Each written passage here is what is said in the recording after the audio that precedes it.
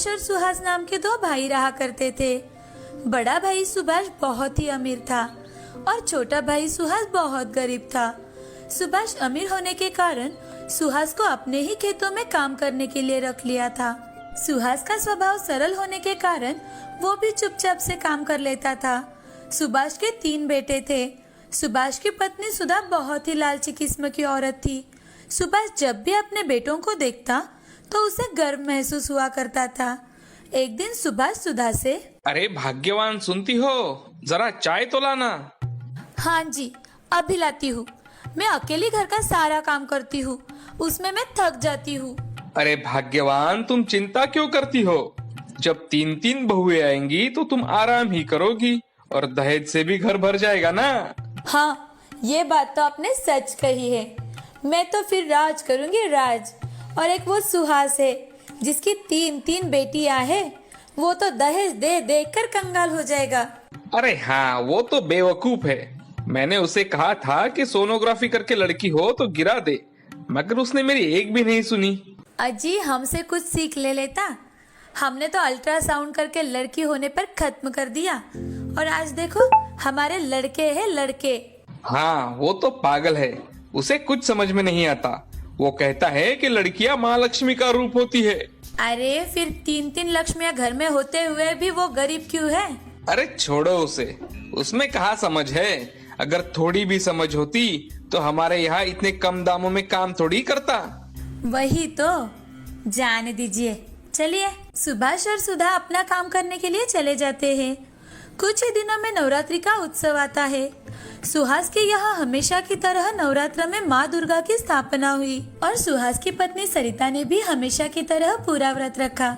सरिता सुहास से, आज बाजार से आते समय पूजा का सारा सामान लेकर आइए और बाजार से कुछ फल भी लाना, घर में कुछ भी नहीं है। अरे सरिता, मेरे पास तो कुछ भी पैसे नहीं है।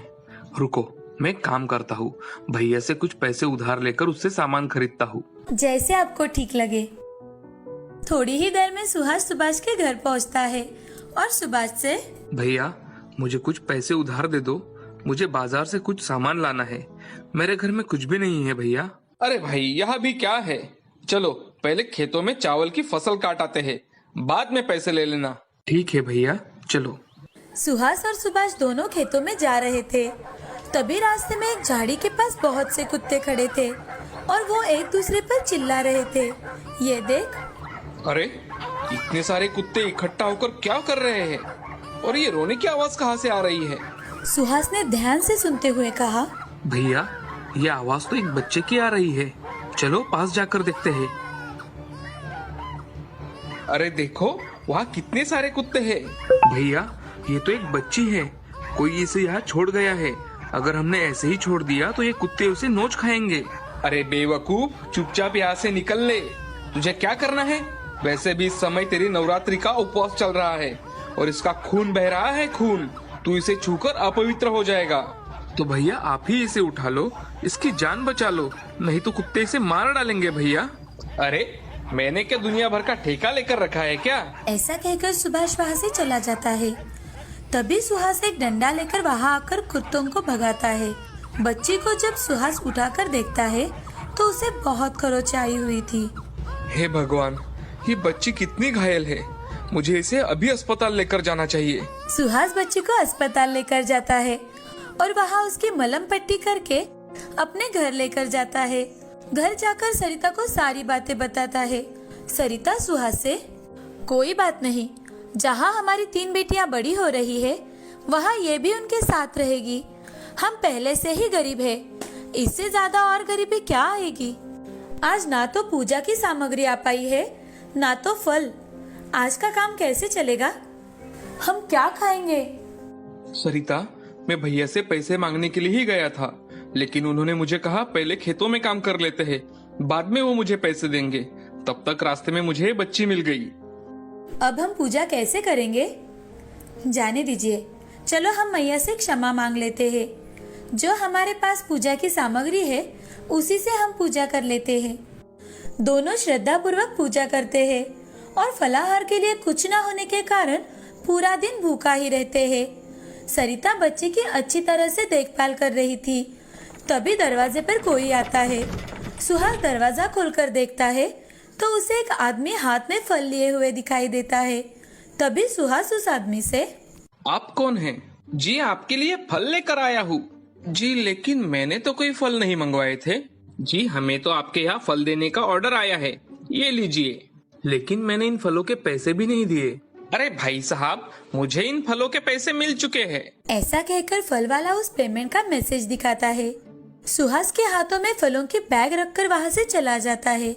थोड़ी ही देर बाद दुकानदार पूजा की सामग्री लेकर आता है और पूजा की सामग्री देकर चला जाता है। सुहास और सरिता को कुछ समझ में नहीं आ रहा था कि ये सब क्या हो रहा है। दोनों एक दूसरे की ओर अचरज से देख रहे थे। तभी सरिता सुहास से, ये सब क्या हो रहा है और कौन कर रहा है? सरिता, मुझे भी नहीं पता कि ये सब कौन कर रहा है। मुझे तो लगता है ये सब मैया की कृपा है। सरिता और सुहास दोनों भी पूजा की सामग्री से विधि विधान से पूजा करते हैं। दूसरी ओर सुभाष के घर कोई पूजा नहीं थी। सुभाष कभी भी देवी मैया की पूजा नहीं करता था। उसके यहाँ रात में सभी लोग सो रहे थे। तभी घर में शॉर्ट सर्किट की वजह से आग लग जाती है। आग लग जाने की वजह से सारा घर धू धू करके जलने लगता है। बड़ी ही मुश्किलों के साथ सुभाष और उसके घर वाले अपने जान बचा लेते हैं। अब सुभाष के पास कुछ भी नहीं बचा था। वो पूरी तरह से कंगाल बन चुका था। सुभाष अपना माथा पीटते हुए, हे भगवान, मैंने कौन से बुरे कर्म किए थे जिसकी तू मुझे ये सजा दे रहा है? इस समय हम कहाँ जाएंगे? चलो मैं सुहास के घर ही चला जाता हूँ। सुहास सबकी मदद कर देता है। ऐसा सोचकर सुभाष सुहास के घर चला जाता है। सुहास के घर जाकर उसकी खुशहाली देख सुभाष बहुत चकित हो जाता है। लेकिन खुद की व्यथा बताते हुए सुभाष अपने परिवार के साथ सुहास के घर रहने लगता है। सुभाष मन में, अरे ये सुहास इतना खुशहाल कैसे हो गया? मैं तो इन सब का पता लगा कर ही रहूंगा। सुभाष सोने का नाटक करने लगता है। रात होते ही सुभाष उठकर देखता है कि छोटी सी बच्ची बड़ी हो रही है और विशालकाय देवी का रूप धारण कर लेती है, जिसके 8 हाथ होते हैं। सुभाष देखता है कि वो अपना हाथ आशीर्वाद की मुद्रा में उठाती है तो घर में नोटों के बंडल आ जाते हैं और दूसरा हाथ आशीर्वाद के लिए उठाती है तो अलमारी कपड़ों से भर जाती है। ये देख सुभाष हक्का बक्का हो जाता है। वो डर के मारे चुपचाप अपने कमरे में जाकर सो जाता है। सुहास अगले दिन जब उठता है तो दंग रह जाता है। ये क्या? घर में तो सारी खाने की सामग्री भरी हुई है और अलमारी में सबके लिए कपड़े भी हैं। ये सब देवी मैया की कृपा है। जय हो देवी मैया की। सुहास अपना काम करने लगता है। सुभाष रोज रात के समय देखता है कि बच्ची एक देवी का रूप धारण कर लेती है और कुछ न कुछ करती रहती है। थोड़े ही दिनों में सुहास अमीर बन जाता है। सुहास और सरिता बच्ची की बहुत सेवा करते हैं। एक दिन सुभाष छोटी बच्ची से, हे देवी मैया, मैंने आपको पहचान लिया है, मुझे माफ कर दीजिए और मुझे भी आपका थोड़ा आशीर्वाद दे दो मैया। तभी छोटी सी बच्ची देवी के रूप में बदल जाती है और देवी मैया सुभाष से, सुभाष, तुम्हारे अंदर इंसानियत नहीं है। तुम कन्या भ्रूण जैसे शर्मिंदा काम करते हो। नवरात्रि में कन्याओं का कन्या भोज कराने का नाटक करते हो। सुहास ऐसा नहीं है। उसकी 3 लड़कियां हैं, फिर भी उसने एक अनाथ बच्ची को उठाया और उसे अपने घर लेकर आया। उसकी अच्छी तरह से देखभाल की, उसका पालन पोषण किया। उसी का फल सुहास को मिल रहा है। तुम यहाँ से चले जाओ। तुम्हारा जला हुआ घर पहले जैसा हो गया है। तुम्हें सुहास जैसा कुछ भी प्राप्त नहीं होगा। सबसे पहले अपने अंदर दया भाव उत्पन्न करो और लोगों में संदेश फैलाओ कि कन्याओं का वध ना करे, उनकी हत्या ना करे। नवरात्र में उनकी सच्ची पूजा यही है। मैं ऐसा ही करूंगा देवी मैया। मैं यही संदेश सब लोगों को दूंगा कि बेटियां भी बेटों से कम नहीं है। उनकी हत्या ना करे, बेटियों का सम्मान करे। सुभाष अपने पूरे परिवार के साथ घर चला जाता है। सुहास का सब कुछ ठीक चल रहा था। सुहास का सब कुछ ठीक हो जाने के बाद वो बच्ची गायब हो जाती है। आज सुहास अमीर आदमियों में से एक था। वो इतना अमीर हो जाने के बाद भी लोगों की मदद कर दिया करता था। अब सुहास के साथ साथ सुभाष भी हर नवरात्रि में देवी मैया की पूजा करने लगा था और समाज में परिवर्तन लाने के लिए मदद करने लगा। इस कहानी से हमें यह सीख मिलती है कि कन्याओं का हमेशा सम्मान करे। वो लड़कों से कभी भी कम नहीं होती। उनको समाज में समान स्थान देना चाहिए। स्त्री भ्रूण हत्या का हमेशा ही विरोध करना चाहिए। अगर लड़का घर का दीपक है तो लड़की घर की रोशनी होती है।